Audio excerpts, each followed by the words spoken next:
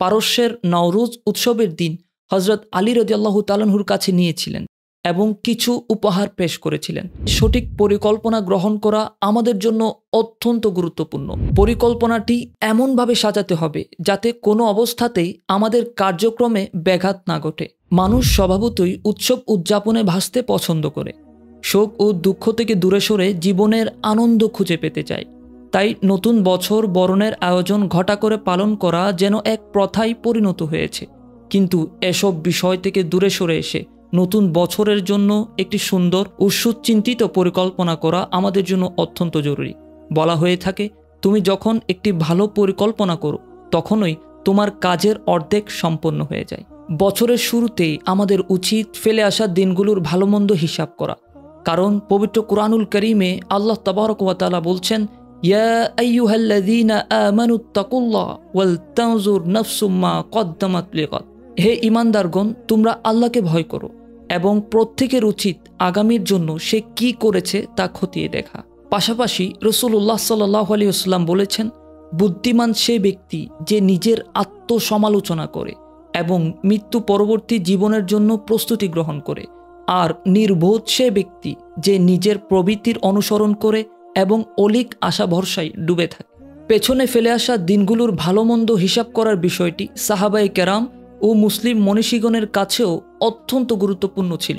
ইসলামের দ্বিতীয় খলিফা হজরত উমর ইবনুল খাত্তাব রাদিয়াল্লাহু তাআলা আনহু বলতেন, আখিরাতে হিসাব নেওয়ার আগে তোমরা নিজেদের প্রস্তুতি নিয়ে নাও। ইমাম আজম আবু হানিফা রাহমাতুল্লাহি আলাইহির দাদা তার পিতা সাবিত রাদিয়াল্লাহু তাআলা আনহুকে পারস্যের নওরোজ উৎসবের দিন হজরত আলী রাদিয়াল্লাহু তাআলা আনহুর কাছে নিয়েছিলেন এবং কিছু উপহার পেশ করেছিলেন। তখন হজরত আলী রাদিয়াল্লাহু তাআলা আনহু বলেছিলেন, নওরোজুনা কুল্লা ইয়াউম, অর্থাৎ মুমিনের নওরোজ প্রতিদিন। মুমিন প্রতিদিন তার আমলের হিসাব নিকাশ করবে এবং নতুন উদ্যমে আখিরাতের পাথেয় সংগ্রহ করবে। আমাদের উচিত বিগত বছরের অর্জন ও ক্ষতি পর্যালোচনা করা এবং নতুন বছরে কিভাবে নিজেকে উন্নত করা যায় তার পরিকল্পনা সাজানো।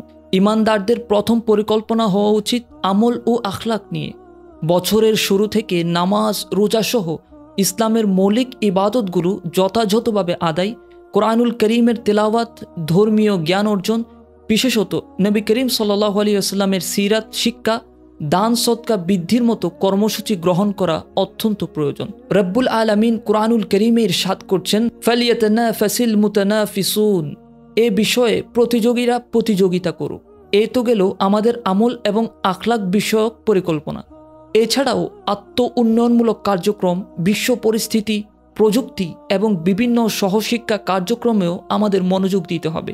বিশেষত আমাদের নিজেদের যে সেক্টরে দুর্বলতা আছে এগুলো কাটিয়ে তুলতে পরিকল্পনা সাজাতে হবে।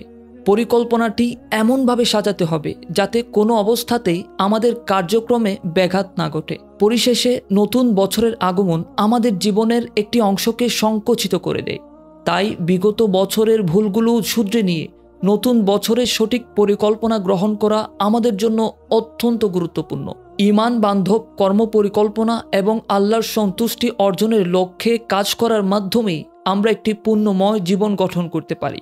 পাশাপাশি পূর্ব জীবনের জন্য সবসময় আল্লাহর দরবারে তওবা করতে পারি। আল্লাহ তাবারক ওয়া তাআলা আমাদের কর্ম পরিকল্পনার মধ্যে বরকত দান করুক। আমিন। আসসালামু আলাইকুম ওয়া রাহমাতুল্লাহ।